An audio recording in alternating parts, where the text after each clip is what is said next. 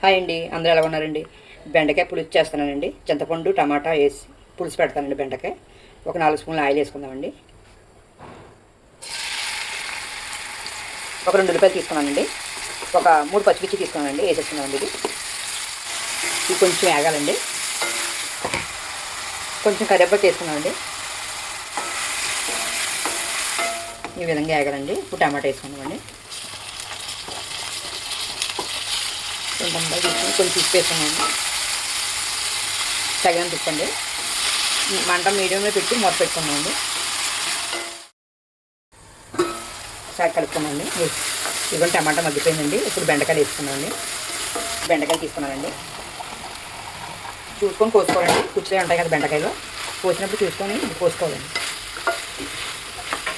ఒకసారి మూత పెట్టదండి. మగ్గుతాయి. కొంచెం మగ్గిన తర్వాత ఇప్పుడు కారం వేసుకుందాం. ఇదిగోండి ఇలాగా నూనె ఇలా పైకి వచ్చేలాగా మగ్గ పెట్టుకోవాలండి. ఇప్పుడు కారం వేసుకున్నామండి. ఆల్రెడీ ఉప్పు వేస్తాను కదండి. ఇప్పుడు కారం వేసుకున్నామండి. ఒక 2 స్పూన్లు మనం తిన్నదాన్ని బట్టి కారం వేసుకోవాలండి. కొంచెం వాటర్ వేసుకున్నామండి. ఇంట్లోకి కలుపుకున్న తర్వాత బెండకాయ ఉడకాలి కదండి. ఒక చిన్న చెంబుడు నీళ్ళు వేస్తున్నానండి. బెండకాయ ములికేలాగా వేసుకుంటే బెండకాయ ఉడకాలండి. ఈ వాటర్లో ఉడికిన తర్వాత అప్పుడు మనం చింతపండు పులుపు వేసుకోవాలండి. దీంట్లో ఇదిగోండి కొంచెం ఇలా దగ్గర పడింది కదండి.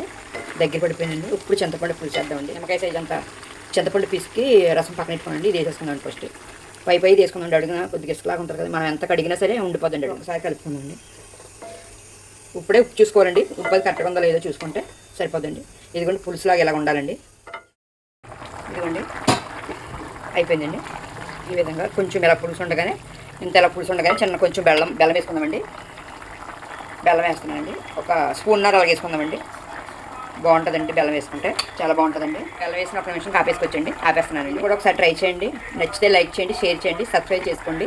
అది మట్టికి మర్చిపోకండి.